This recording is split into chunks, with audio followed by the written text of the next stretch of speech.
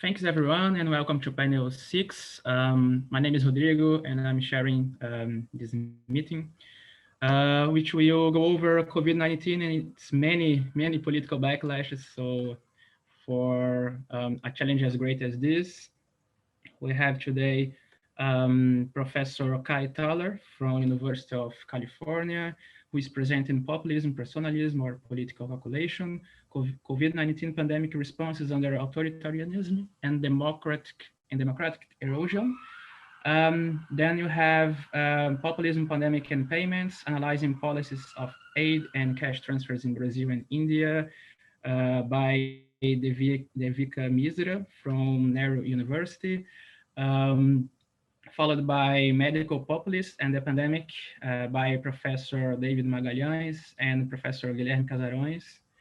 And finally, the Pandemic and Populism in Brazil, Crisis Management by the Bolsonaro government by Vinicius Sturari and Professor Rodrigo Pires. Please make sure you submit your questions through the Q&A so I can filter some of them to our panelists. Also, it has come to my knowledge that Professor Thaler has been facing some trouble with his internet connections. So I should be all right today. All right. Oh, thank you. That's wonderful. So do you want to start? I've had some internet connection difficulties, but it seems to be working better today. So hopefully this works. I'll turn off my video, but we'll share my screen now. It looks like we may have lost our speaker, Rodrigo. Sorry, just to come in. A very good day to everyone. I'm proper nervous to be on this panel, especially because I can see Professor Jawaharlal just under my image on the screen. But thank you for letting me present some ideas. Let me clarify that immediately. Some things that I've been thinking about based on the conversations that we've been having around the pandemic all through the year. And what a small world indeed, because I think Rodrigo and I have met in person at USP when I was there in Brazil for doing my field work. Yeah, so it was really surprising. Very happy to see you. Feels almost like a real in-person conference because I know one person at least. So my actual work is on, I study, my PhD thesis is on regional integration, but this is something that I've been thinking about as an Indian working on Brazil, as an Indian trying to study Latin America in India. So the idea for this paper actually came from one of the presentations that were that I saw. I think Giga had released it, and the professor who was kind of speaking was presenting a paper from ECLAC about the kind of cash transfers that have been instituted in Latin America throughout the region, throughout the reign of the pandemic. And she was very, very censorious of this idea that generally cash transfers are dismissed as a populist tool. And she kept talking about the real benefit that they could do depending on the intention of the person who is instituting them. What I'm trying to discuss, a lot of it is still very exploratory. It's still under process. And this is a great opportunity to kind of get some feedback on where to take it. And, putting all my disclaimers out there, I'm particularly looking at the two main aid packages. The big relief fund that was kind of, announced by Prime Minister Modi, and the 600 reais, COVID care emergency fund, as it was kind of announced by Bolsonaro. In their respective countries, to identify the convergences as well as divergences in their trajectories as very well known and accepted populist leaders. And studying these aid packages, I thought was beneficial, especially in a comparative form, because I thought that cash transfers, as I've already mentioned, have been traditionally been derided, especially in the global north, as a populist tool of preference.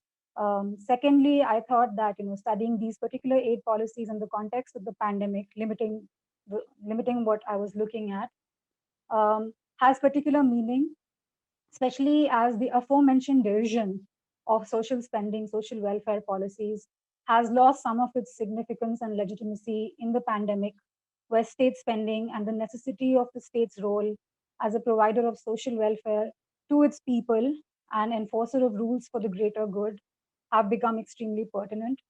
Thirdly, even though populism and polarization are entwined concepts, especially in the practice of policies by these, so-called populist leaders, the case of India and Brazil present a very interesting comparison, according to me, on how religion and ideological dissonance have sort of come into play.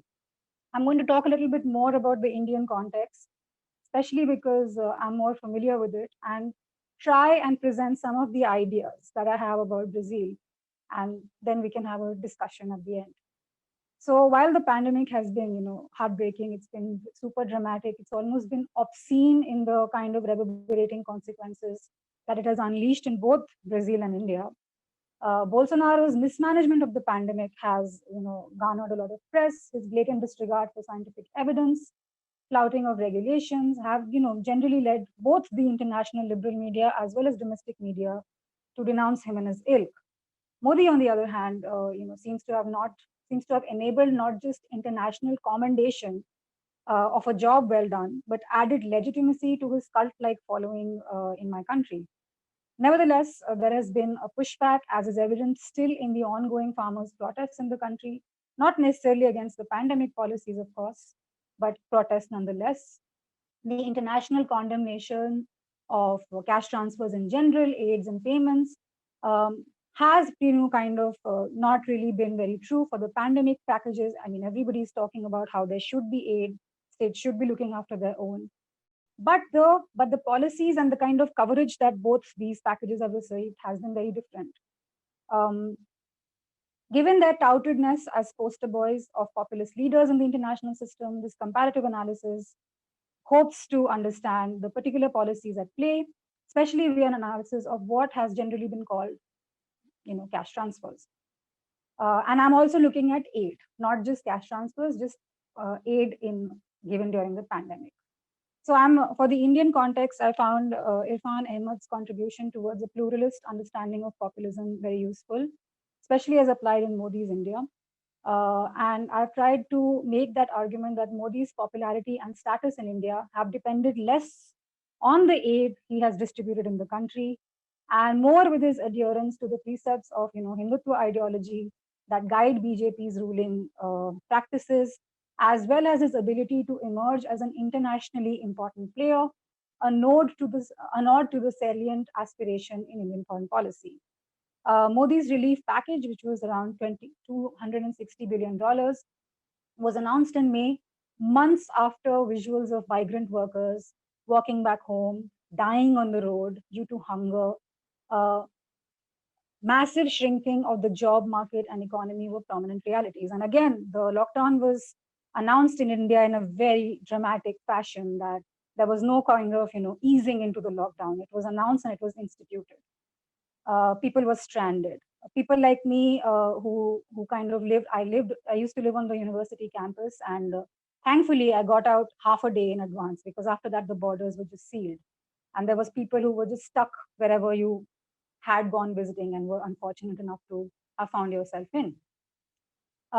This package also similarly was announced in typical Modi style, a trademark of his brand of populist practice, where he talks directly to the people in an extremely paternalistic manner, given that his Man Ki Baat, conversation from the heart, I guess I could translate it to that, is essentially a televised monologue. He does not do interviews, where calls for a self-reliant India or Atmanirbhar Bharat were emphasized, with a focus on increasing demand, manufacturing capacities, as well as the need for India to depend only on itself. And this was obviously happening when our skirmishes with China were kind of going on. There was a lot of anti-China sentiment in India.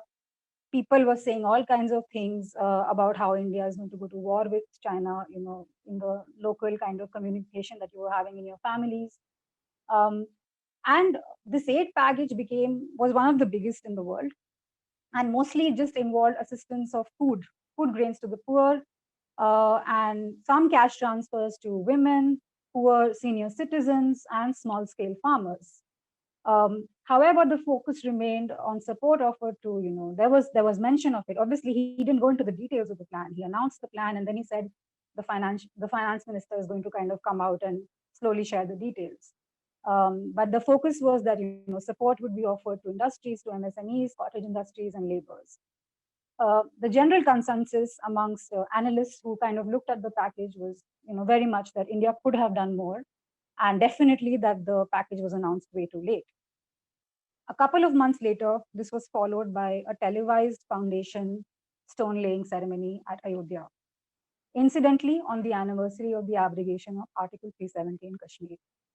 The media condemnation, which had began the pandemic after an incidence of corona cases in Delhi due to the Tablighi Jamaat ceremonies, as well as links made between public responsibility and private practice of religion, were conspicuously absent here. It was a celebration. The public, therefore, that Prime Minister Modi was catering to at the said event clearly had, as Ahmed suggests, an ethnic origin, and Hindu ethnic origin at that. Modi's politics of the people, therefore, were in line with the party agenda of the BJP, further refurbished by India's management of the pandemic and kind of celebration of the same internationally, with its status of being an aid provider globally, its vaccine diplomacy having to serve to aid his populism of polarization, as it were, and not supplant or overshadow it. This polarization, though primarily constructed as Hindu-Muslim binary, which is a part of the IRSS mechanism, is also bifurcated along the lines of indigeneity and caste, rural and urban, rich and poor, and various complex intermixes of this have emerged in Modi's speeches over the years. So much so that the opposition to the police investigation and media coverage of a heinous gang rape in Uttar Pradesh, the state I'm from, and the state where Ayodhya is also, of a Dalit girl by upper caste men, were immediately pronounced by the state as foreign attempts to disturb Indian peace. The Shaheen Bagh protests, the Anti-Citizenship Amendment Act protests of pre-pandemic India, where the protest sites were dismantled as soon as the pandemic regulations were put into place, citing public health requirements, and within a day, all the graffiti and protest art was covered by the Delhi government, have now been replaced by another citizens' protest, another citizens' movement, which is the farmers' protest in India. The working class, environmental activists, and farmers have sort of come together. There are interconnections between different movements happening at the protest site to kind of protest the proposed farm laws, which again, as Professor Jafflot was talking about, are in line with the increasing privatization being, very much manufactured by the crony capitalist state that BJP is at the helm of. Again, international media coverage of the protests, and incidentally, a tweet by Rihanna was what really kind of prompted a lot of people to start talking about it. Again, this kind of prompted a severe curbing of dissent from the government side, where several activists were arrested, young environmental activists, a proposed toolkit, secessionist movements which had nothing to do with what was being shared were kind of linked to this. Journalists were arrested, which has been happening for a while. Notices were sent to Twitter in India where asking them to ban particular hashtags, as well as an invocation of India's internal matter, to international condemnation. And what played out very interestingly was that a particular condemnation had come from Canada, and then India sent, vaccines to Canada. And when the tweet kind of came out, Modi kind of tweeted that India is here to help Canada or something along the lines, and that became like a statement in the country amongst his followers. People were talking about how he doesn't respond to anything, but look, he's kind of had such a great comeback. And the idea was that, whatever you might say about us, you can't take care of this pandemic in your own country. You depend on us, and yet you have, the gall to kind of talk about how we are dealing with domestic matters in our own country. So the pandemic international prestige that Modi government has been able to garner has really, really offset a lot of domestic criticism that, has been mounted at great personal expense by activists in the country. Modi's populist policies, therefore, seek to appease a Hindu majority with whom his hero-like status has established a particularly paternalistic relationship, very much Sangh Parivar, Parivar means family. Sorry to interrupt you. Sorry, you have maybe 1 or 2 minutes to sum up. All right, I'll be super quick. The ethnic majority of the people that populism seems to cater to in India is not new. People have traced it back to the Nehruvian era as well. However, the erosion of representative democracy, not in the fact that we're going to stop holding elections or anything, but the fact that dissent seems to have been completely curbed. And the India's perceived turn towards authoritarianism seems to be kind of emboldened by this. Quickly coming to my point about Brazil, Bolsonaro's employment of cash transfers has been called by scholars like Luis a form of inverted Lulism. His rise to power was in part a result of the failure of the Lula government and PT, as well as his own presentation as an outsider in the realm of Brazilian politics. His military background, evangelical base, and deep abiding distrust of elite groups in Brazil. Bolsonaro came to power as someone who saw through the politics of liberal media and presented himself as someone valiantly upholding a system both from enemies within and without. His direct appeal to people as a rebel, as someone not easily understood, is what we may call, his mode of governance through crisis. His unreasonableness, argues Luis, actually turned the left as defenders of the system rather than as critiquing the system, a system which is mired in painful histories of excess, corruption, and collusion with those that are corrupt. The Corona aid of 600 reais extended to the poor was contrary to everything Bolsonaro had initially had talked about during the pandemic, as well as his kind of belief in fiscal policy. Even though this won him support, especially in the northeast of Brazil, a traditional mainstay of PT, the elections that kind of followed, didn't really spell a lot of wins for him. However, what's interesting to me right now is that now that Lula is libre and he's free to contest the elections, these ideological blurs between party lines and the actual policies that are being practiced by Bolsonaro, seem to have sort of revealed his hand a little bit. He's no longer this maverick whom nobody can, kind of pin down, especially to the conservative sectors who kind of supported him. And, arguments have been raised about how he never really was committed to fiscal prudence and how he was never really committed to, reduce social sector spending. But he's a typical military man who believes in, the Brazilian capacity, Brazilian pride, and almost an introverted sense of nationalism, which has complicated easy dismissals of Bolsonaro as an outlier or an extreme right fluke, and he can no longer be easily dismissed. Finally, what can the intentionality between the employment of cash transfers said to be between these two countries? I think that India seems to have used cash transfers to kind of refurbish the Atmanirbhar self-reliant package of Modi. This self-reliance is very, very narrow. It is self-reliant, dictated by the Hindutva ideology that they promote. And it's a means to empower, rebuild, and invest in the potential of India, potential very narrowly defined again. Bolsonaro's transfers, on the other hand, did assist in, bolstering his popularity. However, it seems to be like a giving trap right now. And I know, Rodrigo, I'm just wrapping up.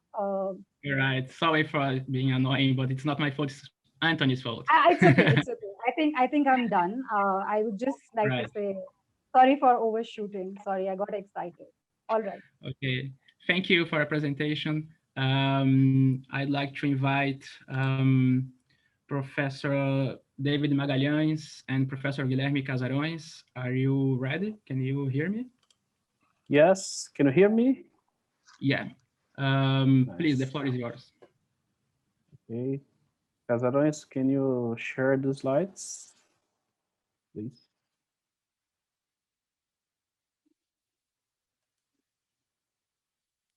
Oh, good.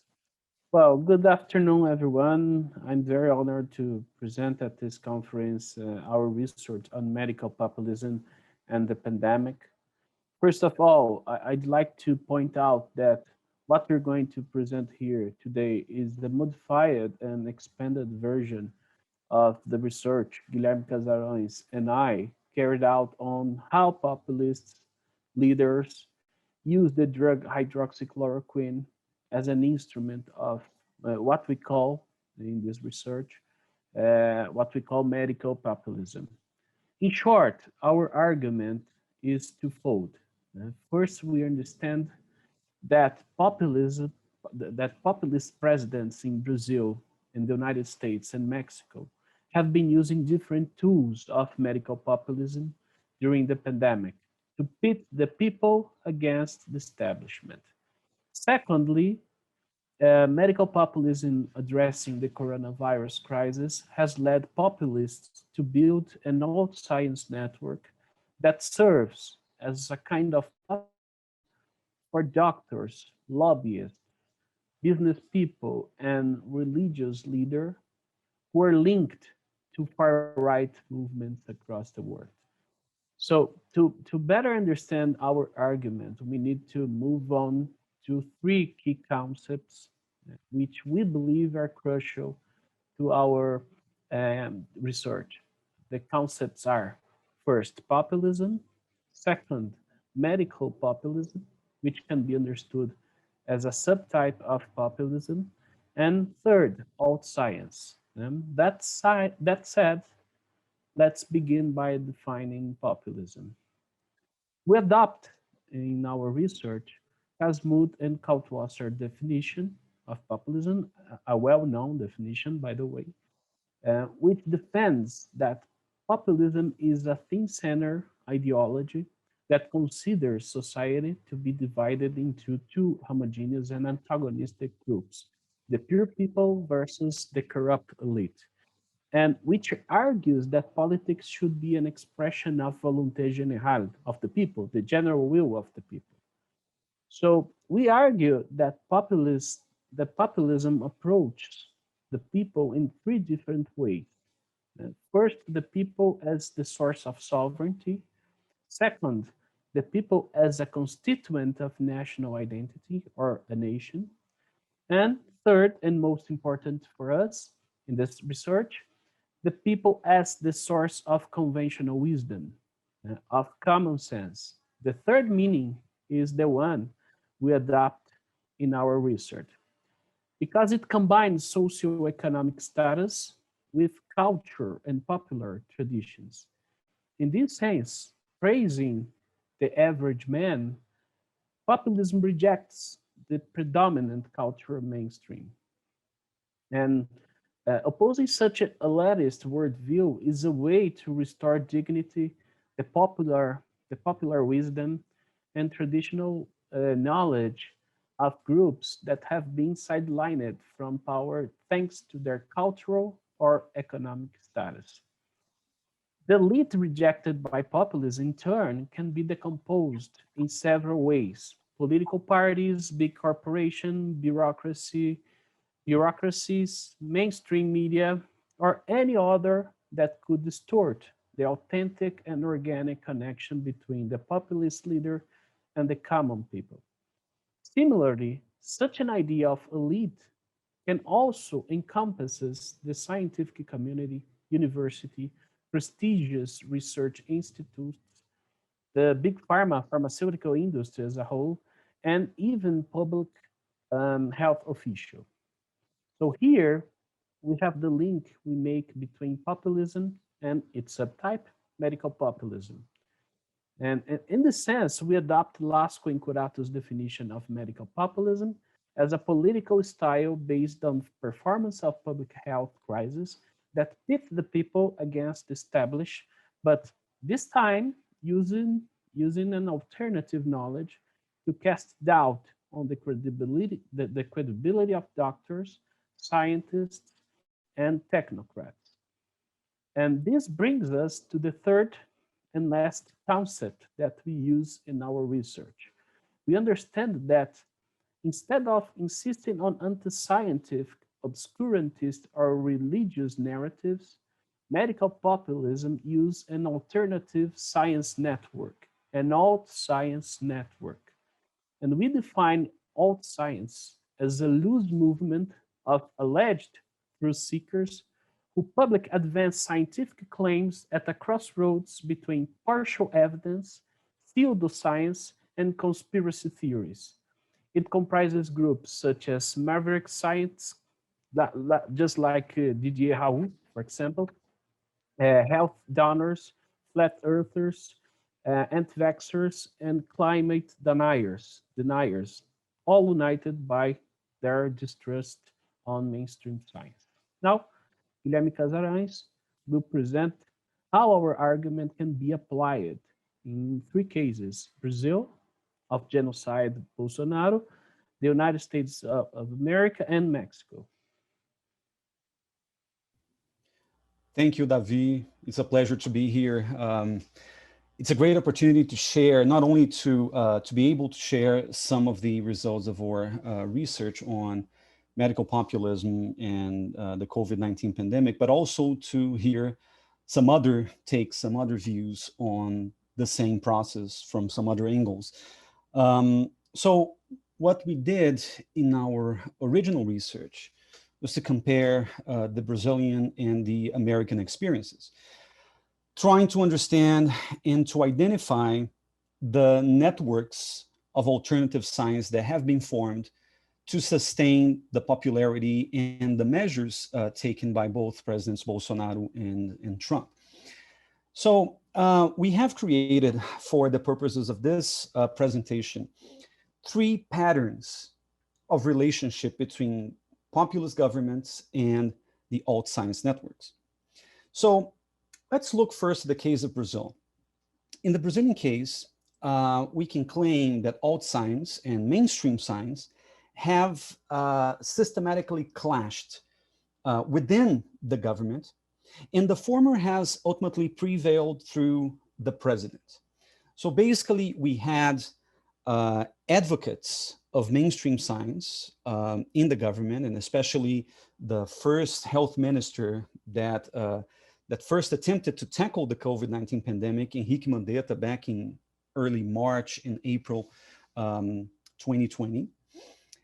But Bolsonaro is very well known for his anti-science and rather alt-science positions. So alt-science has been used by President Bolsonaro to be able to counter Mandetta's positions on lockdown, social distancing measures, and even some treatments that have been proposed in the very beginning of the pandemic. So for example, when Bolsonaro started to preach the benefits of chloroquine and hydroxychloroquine, Mandetta was very clear to say that those types of drugs had not been tested, so it would not be interesting or useful to adopt chloroquine, for example, as part of a national medical protocol. So basically what we see in the Brazilian case is a clash between alt science networks and mainstream science advocates within the government. And the power of Bolsonaro's alt science arguments stemmed mostly from the whole network of supporters between business people and mainstream media outlets and some very well-known pundits and intellectuals who stood by Bolsonaro when he started to defend chloroquine, for example. The case of Brazil can be summarized or can be described as a case of suppression, because what Bolsonaro ultimately did was to fire the two health ministers who tried to push for mainstream scientific measures rather than the alternative therapies such as chloroquine. And they defended the use of masks as opposed to Bolsonaro, who since the very beginning was against the use of masks because apparently, according to him, it hurts people's individual rights and freedom. So the very use of masks was something that Bolsonaro criticized many times over this pandemic year. So basically, the strategy of suppression is one to eliminate within the government any voice, however important it is, however popular it might get, that tries to defend mainstream scientific approaches to the COVID-19 pandemic. So alt science has prevailed finally when General Eduardo Pazuello was made the health minister by mid-2020. He's an army general. He had no prior knowledge about healthcare policies, but still he was appointed as Brazil's health minister just because he was the only one that was willing to follow Bolsonaro's orders to keep preaching for the alternative or the early treatments with chloroquine and then with ivermectin and so on and so forth. The situation in the United States has been slightly different from what we have found in our research, because rather than suppression, what we saw in the U.S. situation was a situation of competition. So the American case is a case of competition between mainstream science and alt science, competition that took place at the heart of the government. And because elections were so close, we had presidential elections in the United States in November last year. So the role of mainstream science and the voice of the government's most foremost expert, Anthony Fauci, it became more relevant and more salient with time and as elections came closer. So basically what we saw was Trump backing down at some point and even denying the alt science arguments that have supported his positions for quite a long time. So alt science and mainstream science in the case of the United States, they have clashed in the government. In the latter, yes. I would kindly ask you to sum up your main points. I'm sorry. Okay, perfect. So the latter has prevailed as Trump's popularity was undermined during the whole process. And finally, Mexico, we have a slightly different situation. Mexico, as we know, has a left-wing populist president, López Obrador. And what we saw in the case of Mexico was alt science and mainstream science merging with each other. And through the hands of Hugo López-Gatell, who is the Deputy Secretary of Prevention and Health Promotion, he basically transformed alt science solutions into mainstream science. So he was the one who, he's a Harvard doctor. He's very popular in Mexico. He's called the COVID-19 czar in Mexico, but he used the good old alt science argument of herd immunity to deal with the pandemic from the very beginning. So mainstream science was pushed to the sidelines. And even though opposition parties and many doctors opposed the way AMLO and his chief doctor have tackled the pandemic, it seemed to have, we have got to a strategy that we can call hegemony in this case. So basically alt science became hegemonic through the hands of a conventional mainstream doctor. Now, as a conclusion, even though it seems clear that medical populism has been at least partially responsible for the dismal performance of US, Brazil, and Mexico governments in tackling the COVID-19, we are yet to understand whether such strategy has allowed populist leaders to maintain unusually high levels of approval, even in the height of the crisis. And although alt science networks have been widely used to legitimize far-right leaders such as Trump and Bolsonaro, the Mexican and possibly the Venezuelan experiences show that medical populist strategies are less about ideology and more about populism, right or left. And the fact that far-right populist leaders in India, Israel, and Hungary don't seem to have extensively resorted to medical populist performance or relied on alt science networks may shed light on whether government systems are a relevant intervening variable in this case. So things would happen differently under presidents and prime ministers, thinking about how they've tackled the COVID-19, even if they were populists as well.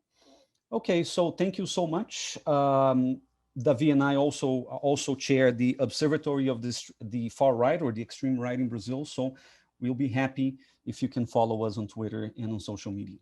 Thank you. Thank you, Professors Davi and Casaroes. I will now invite Vinicius, Sturari, and Professor Rodrigo Pires. Are you ready? Hello, Rodrigo. Can hear you? Yeah, I can hear you. The floor is yours, please. Okay, thank you. So let me share my screen.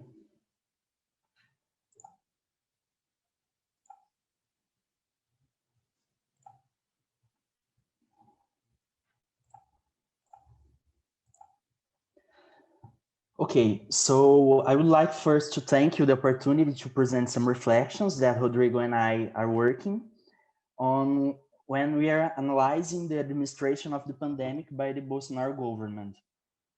I'm going to present is a work in progress. So we would also like to thank you for the opportunity to exchange experiences and reference for progress of our research. Well, since the arrival of the pandemic in Brazil in February of last year, Bolsonaro has placed a battle of narratives that reflected the management of the pandemic and has placed Brazil in the first positions in numbers of cases and deaths by COVID-19. What instigated us was the strong dissemination of fake news and misinformation, including President Bolsonaro himself, about the disease in addition to his speech, denying the consequences of the pandemic. And we decided to investigate these actions further. We started a collection of fake news published in WhatsApp groups, and we separate them into the following categories, making a synthesis of meanings they pass, and now we are starting to analyze them. Here we have a table, and here we divided in 4 groups the meanings. It's a speech update, like in the next slides I'll show you a little better this, but the use of corruption as a virus that kills more, digital militias, Bolsonaro makes mistakes but is not corrupt, the use of meritocracy, and fake profiles.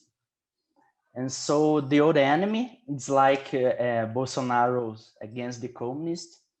So, and communism as a threat to be fought. And the SUS, the Brazilian public health system, is inheritance of the PT, the Workers' Party.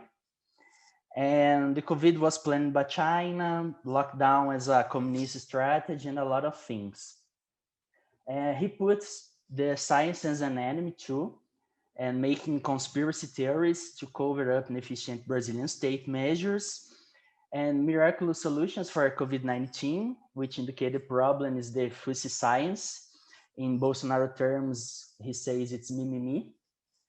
And some articles and reports written based in real studies, but with isolated and impartial cuts that direct against lockdown. And in order to be the last one, the allies who have become enemies. So São Paulo's governor, João Dória, as a Nazi communist, and the Minister of Health, Luiz Henrique Mandetta, as an enemy. Here we have some images that circulated in WhatsApp. The first puts the corruption as the virus that kills more than coronavirus. The second, putting Bolsonaro as a strong leader. And here we can see São Paulo's governor Dória as a Nazi and a communist, and the conspiracy that the coronavirus is a Chinese virus. Our intention was so to understand Bolsonaro uses of such strategies to create the identity of his group of supporters and thus make them mobilize. One evidence of this can be seen in a report in the newspaper O Globo that says that pro-Bolsonaro cities registered a higher rate of contagion by COVID-19, according to studies. So Natalia Arguet and Ernesto Calvo published a paper in an Argentine periodic that analyzes the perception of the risk of being infected by the political positions of the individuals. And they realized that Alberto Fernandes supporters are more concerned with social distancing, so as not to increase the number of COVID cases, while Macri supporters are against such measures and are more concerned with the economy. So Bolsonaro established this dichotomy between saving the economy and saving lives since the beginning of the pandemic in Brazil, always questioning the measures suggested by the World Health Organization. When some states decreed lockdown to prevent the collapse of the health system, Bolsonaro questioned the occupation of beds and invited his supporters to enter hospitals and see them empty. So in Rio de Janeiro, we have hospitals invited after the president's speech, demonstrating once again our argument about creating identity and activating his supporters. And here we can see a first publication about this debate that Rodrigo and I started is in a book chapter entitled Masks Over the Eyes, an analysis of the positions taken by Jair Bolsonaro in the identity constructions of negationist leadership. So, now in this test, in this chapter, we focus on the construction of Health Minister Luiz Henrique Mandetta as an enemy of the government by adopting protocols indicated by World Health Organization to contain the virus. In this chapter, we analyze the president's speeches and their consequences in contrast to the measures that Mandetta adopted over time. And now, a year after a first case of COVID-19 here in Brazil, Bolsonaro continues with his political project, preaching that it doesn't matter if people become infected, as long as the commerce keeps function for the economy to grow, which has also been shown as an error since in the fact the economy has declined in the last year. We see too, many supporters of the president are now opposing the government due to Bolsonaro's difficulty in fulfilling his campaign promises. But even so, the president continued with his strategy of discrediting science, as when he said he would not be responsible if people were vaccinated and become alligators. We now notice a turning point in his speech when the Brazilian Supreme Court reversed the president's Lula conviction and made him eligible again. The day after the decision, Lula gave an interview and spoke of the importance of following that science says about isolation and increasing the number of vaccinated people so that Brazil can return to normal. So here we can see is right after this interview, Bolsonaro and his allies started talking about the importance of vaccination. And this is a tweet from Eduardo Bolsonaro, the president's son, in which he says, "Our weapon is now the vaccine." This tweet had a negative repercussion, so he deleted the tweet and posted it again, saying, "Our weapon is the vaccine." And now, here we can see the image of Zé Gotinha. It's a figure created for the vaccination campaign against polio and figured in campaigns in favor of vaccines in Brazil, holding a syringe as if it were a weapon. So this is it. And if you have some questions, me and Rodrigo are sure we will be happy to answer you. Thanks for watching. Thank you, Vinicius. So let's to the Q&A. I can see that Professor Guilherme Casaroes already answered Anthony's question. So I would, let me see, here, there is a question for Devika from Anthony. I agree with you that the auxílio emergencial was against almost everything that Bolsonaro said he stood for. Have you found good evidence of its impact on his popularity? Devika, yeah, go ahead. Thank you, Rodrigo. Actually, I've also answered it. I was just, I sent it as a personal chat. So yeah, I've been looking at the opinion polls, but no, nothing specific. That's what Professor Perez and I were talking about, that, there is clear, there's this clear feeling that something is, going on, that it has had an impact, but there's no kind of direct evidence as yet. However, the opinion polls that I've been looking at, especially the recent, some polls that are kind of available online, as recently as February, they definitely show an increased, kind of rejection in Bolsonaro's popularity, or like a decrease in his in his popularity from even say something like October, but nothing directly specific to the aid. No, but I do believe that it has had a prominent effect, but I don't have direct data. No. And it's something that I'm going to be, Right.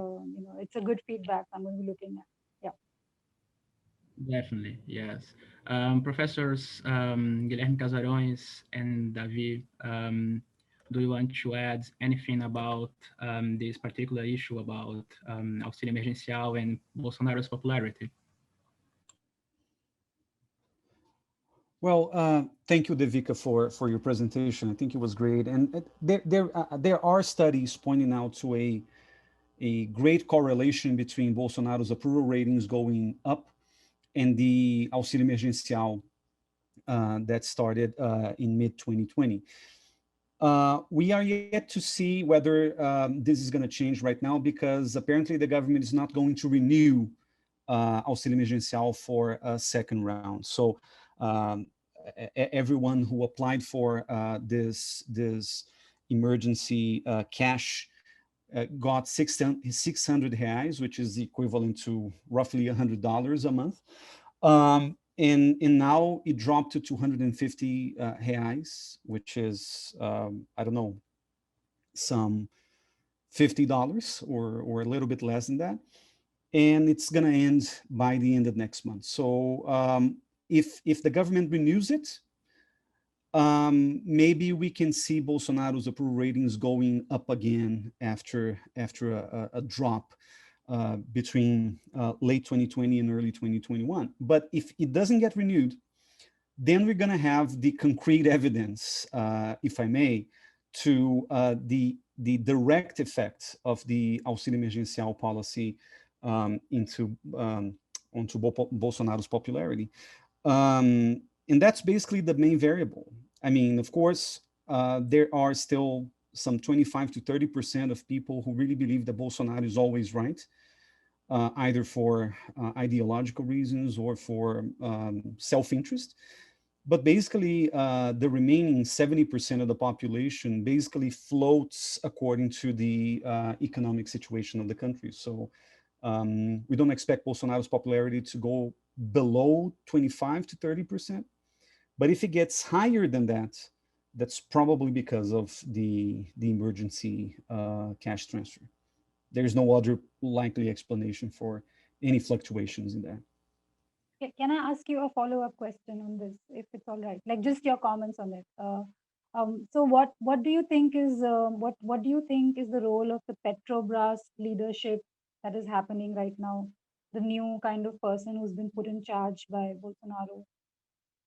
Because yeah, I just want to know, like, what like I want one of you to tell me, if there is some method to the madness, if there is some sort of I don't know, some sort of reason that you can see behind the kind of developments that are happening, especially in Petrobras. Because I was reading something and he said they tried to hurt me with the economy, and now they're trying to hurt me with energy.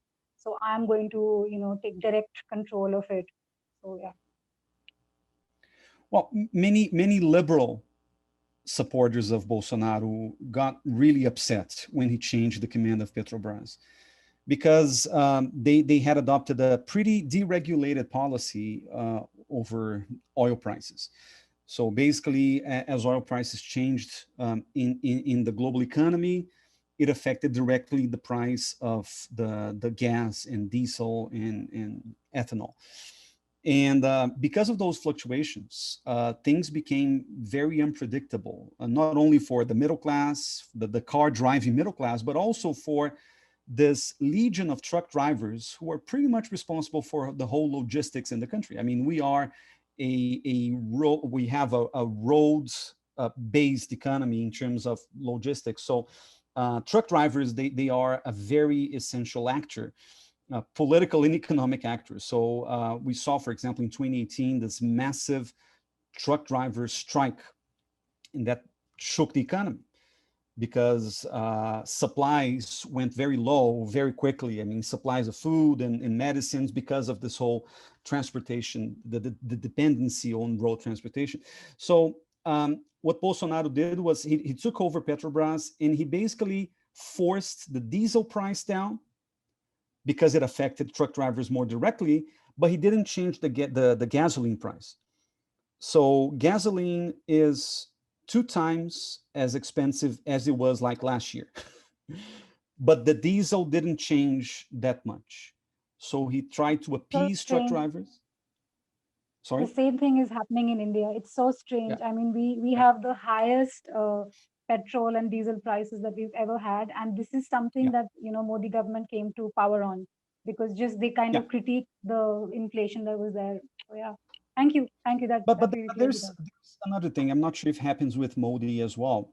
Bolsonaro relies on the strategy of victimization, permanent victimization. So everything that happens to him, he blames it on the media, he blames it on communists, he blames it on the globalists, George Soros.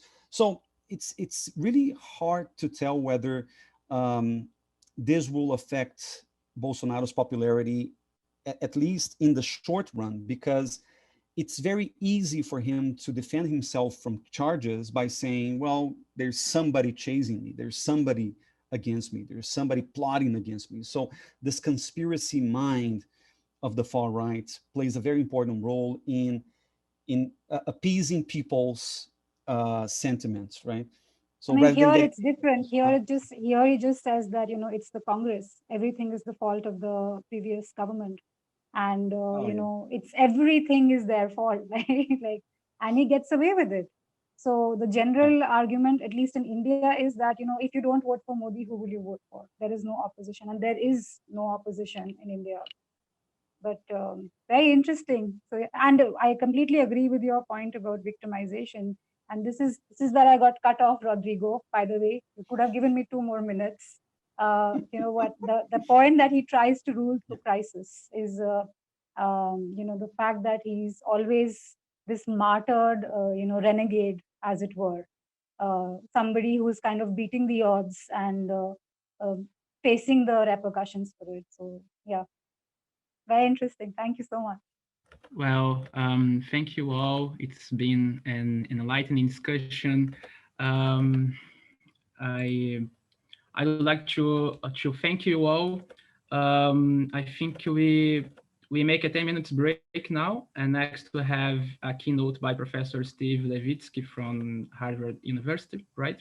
So yeah, thank you. See you.